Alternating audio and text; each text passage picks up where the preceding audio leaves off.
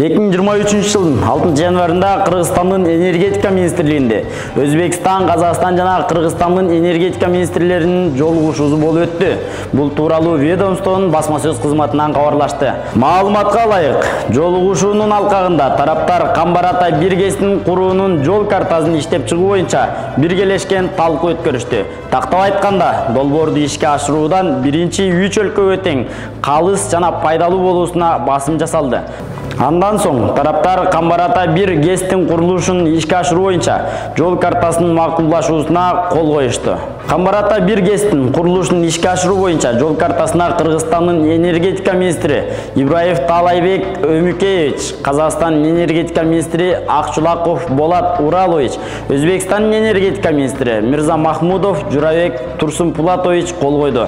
Маалыматка ылайык, Камбар-Ата 1 ГЭСти ишке киргизүүнүн болжолдуу мөөнөтү техникалык, экономикалык негиздеме иштелип чыккандан кийин аныкталат. Бирок Кыргыз Республикасынын энергетика министри Таалайбек Ибраевдин айтымында Камбар-Ата 1 ГЭСти курууга болгон даярдыктар башталды.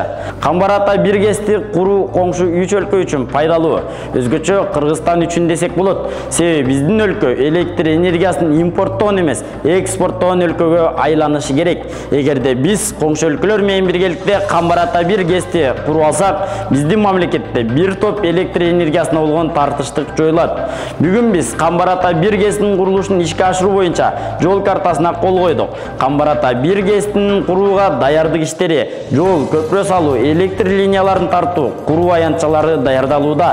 Анын кубаттуулугу 1860 мегаватт дейт министр. Ал эми Өзбекстан менен Казакстандын делегациялары биргелешкен ишкана түзүүнү толук колдой тургандыктарын билдиришти. Кыргызстандын Өзбекстандагы элчиси Муса Жаманбаев Өзбекстандын тышкы иштер министринин милдетин аткаруучу Бахтиёр Саидов менен жолугушту. Бул тууралуу Кыргыз Республикасынын тышкы иштер министрлигинин басма сөз кызматынан билдиришти. Маалыматка ылайык, жолугушуунун жүрүшүндө тараптар Өзбекстандын президенти Шавкат Мирзиёевдин Кыргызстанга боло турган мамлекеттик сапарынын алкагында кыргыз-өзбек кызматташтыгынын учурдагы абалын жана келечектүү багыттарын талкуулашты.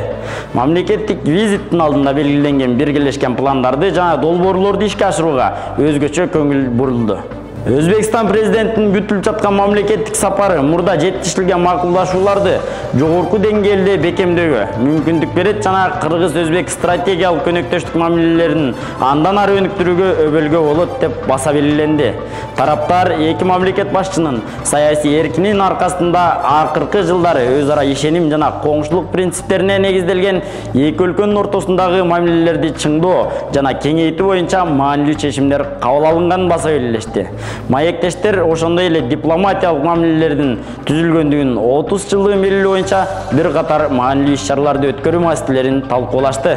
Жолугушуунун жыйынтыгында тышкы иштер министринин милдетин аткаруучу Саидов толук колдоо көрсөтүп, министрликтин атынан элчилик менен жемиштүү өз ара аракеттенүүгө жана жетишилген макулдашууларды ишке ашыруу боюнча биргелешкен иштерди улантууга жигердүү күч аракет жумшоого даярдыгын билдирди. Кыргызстандын аймагында 11 январдан тарта аба ырайы кескин төмөндөп, кар жаап, жолдор тайгак жана тоңголок болуп, кар күрткөзүү күтүлөт. Бул тууралуу өзгөчө кырдаалдар министрлигинин басма сөз кызматы маалымдайт.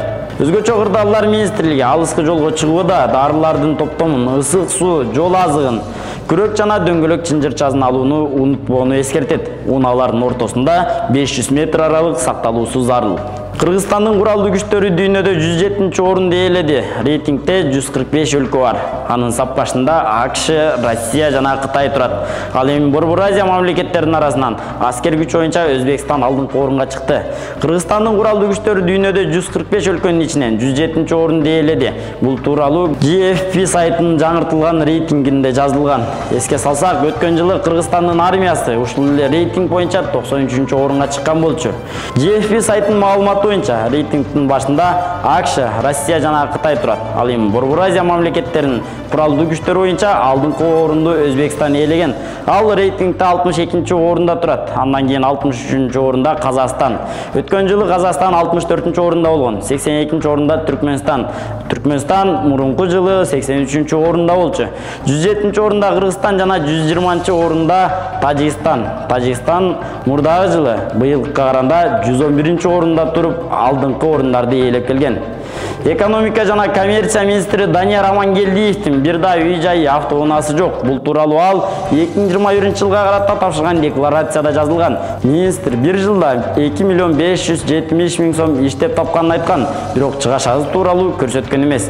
Документти карай келгенде өзүнө таандык баш калкылай турчу үй жоктугун көрүүгө болот. Ошол эле учурда 430 миң сомдук бодомалы, 140 миң сомдук кой эчкиси бар экенин билдирген. Ал эми жакын туугандары Toyota Sequoia үлгүсүндө жол тандабас айдайт. Алардын андан башка эч кандай мүлкү жок. Киреше чыгаш азы тууралуу жазган эмес. Узаган жылдын 2022-жылда октябрында кызматтан алынган транспорт жана коммуникация министри Эркинбек Осоев менен Маданият, маалымат, спорт жана жаштар саясаты министри Азамат Жаманкулов да турак жайым жок деп декларация тапшырган. Сиздер менен болгон мен Акматов Бактыгул. Ушул жана башка жаңылыктарды Сокол Медиа YouTube каналынан көрө аласыздар.